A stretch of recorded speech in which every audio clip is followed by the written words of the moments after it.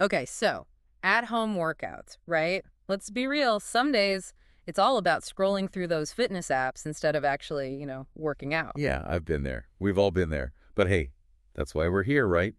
Diving deep. And this time we've got three, count them, three articles to help us create that perfect at-home routine. Three sources. Okay, I'm liking this already. We've got Healthline. They're breaking down like 30 different body weight exercises, right? Right. And they've got everything in there. Beginner stuff, advanced. So no matter where you're at, they've got you covered. Exactly. Then there's Very Well Fit. They're all about building, those sustainable habits so you actually stick with your workouts. The mental game of fitness, because we all know that can be the toughest part. Totally. And last but not least, we've got the Institute for Integrative Nutrition, IIN, bringing that mind-body connection, the holistic approach. Love it. So we're talking action plans, not just another motivational poster telling us to just do it. Right.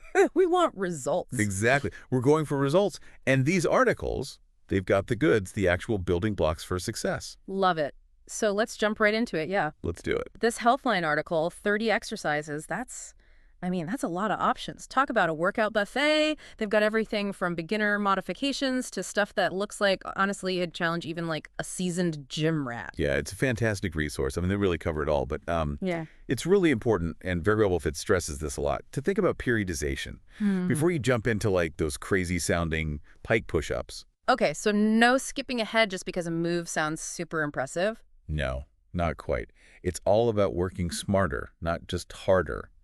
And periodization basically means you're choosing exercises that match, one, your current fitness level. So like being honest with yourself about where you're starting from. Exactly. And two, your goals. Think of it like building a house, right? You don't start with the roof. You'd probably have a pretty unstable house if you did that. Right. You need that solid foundation first. Okay, so how do those pike push-ups, and those do sound intense, by the way, how do they fit into this whole periodization thing? So let's say those pike push-ups are like your dream move, right? Yeah. Your fitness goal.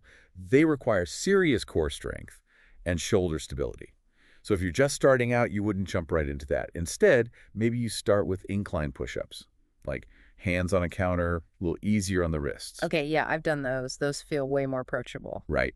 And then from there, maybe you progress to knee push-ups, then eventually you work your way up to those pike push-ups. So it's like a strategic staircase, not just like leaping off a building and hoping for the best. Exactly. Periodization is all about scaling that intensity over time, gradually. So you maximize those results, but, and this is crucial, you minimize your risk of injury. So it's less about instant gratification and more about like playing the long game, building that sustainable fitness journey. Exactly. Building for the long run. But even with the best workout plan, like life, right? Yeah. Life happens. Oh, tell me about it.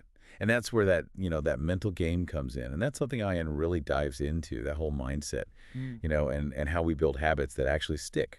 Because I think we've all been there. Like, even with the best intentions, suddenly it's like Wednesday and you haven't worked out at all. Exactly. So IN is all about like creating those habit loops. They call them habit loops, which Yeah. is kind of catchy, right?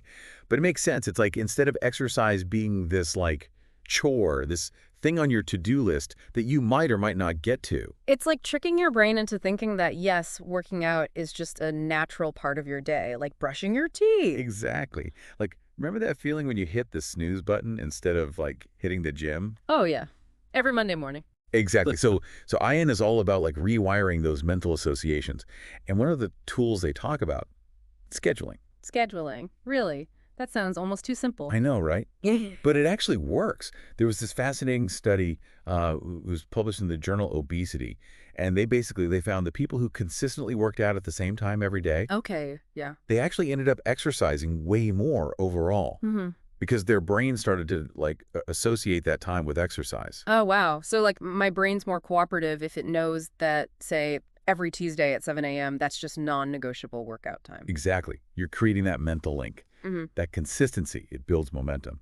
And speaking of momentum, it also talks a lot about, finding activities you actually enjoy. Okay, yeah, because if you hate running, you're probably not gonna, like, magically become a marathon runner overnight. Exactly. If Yeah. you dread every single burpee, you're less likely to stick with it. Okay. It's about finding that sweet spot where movement feels good for your body and for your mind. Totally. I mean, it's like that old saying, find something you love and you'll never work a day in your life. Right. Maybe swap out the never working part for like feeling the burn, There you go.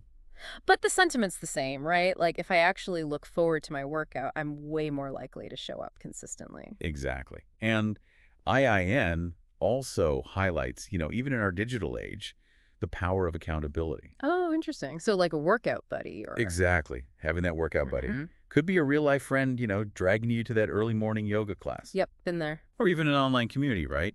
That virtual support system, it can make all the difference. Accountability is huge.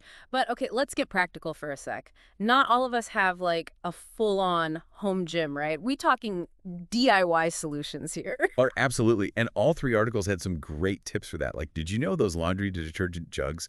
They make surprisingly decent weights. Wait, really? I'm picturing myself like struggling to do bicep curls with a jug of Tide. Hey, no judgment here. You got to work with what you've got. And don't underestimate a sturdy chair, right? Incline push-ups, tricep dips. Your living room's a multifunctional workout space. Love it.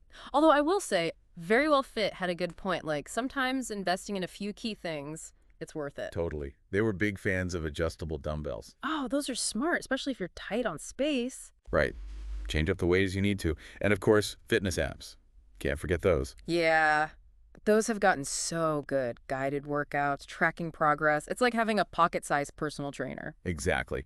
But all this said, I think the biggest takeaway, and Ian really nailed this one, is that done is better than perfect. Right. 100%. So easy to get caught up in having like the perfect home gym setup or waiting for the perfect time to start. Right, like, oh, I'll wait until Monday, and then I'll finally become a morning workout person. Exactly. When really the most effective workout, Yeah. the one you actually DO, even if it's just 10 minutes body weight stuff in your pajamas before work, that's still a win. Yes, any movement is better than no movement. All right, so to wrap up this epic deep dive on at-home workouts, we talked about exercises, building those habits, the mental game, even got a little resourceful with our DIY equipment ideas. We covered a lot of ground. We did, and it really comes back to that personalized approach, right? Figuring out what works for you, your goals, your schedule, all of it. So here's something to think about as you're, embarking on your at-home fitness journey. What's one small action you can take this week inspired by what we talked about? Ooh, I like that. One small action. Right. So maybe it's laying out your workout clothes the night before so you're not scrambling in the morning, or trying out a new fitness app. Maybe even just putting a sticky note on your mirror with a little motivational quote. It all makes a difference. It does. Small changes, big results. You got this. And hey, if you try any of those DIY equipment hacks, let us know. We want to hear about it. Until next time, happy sweating.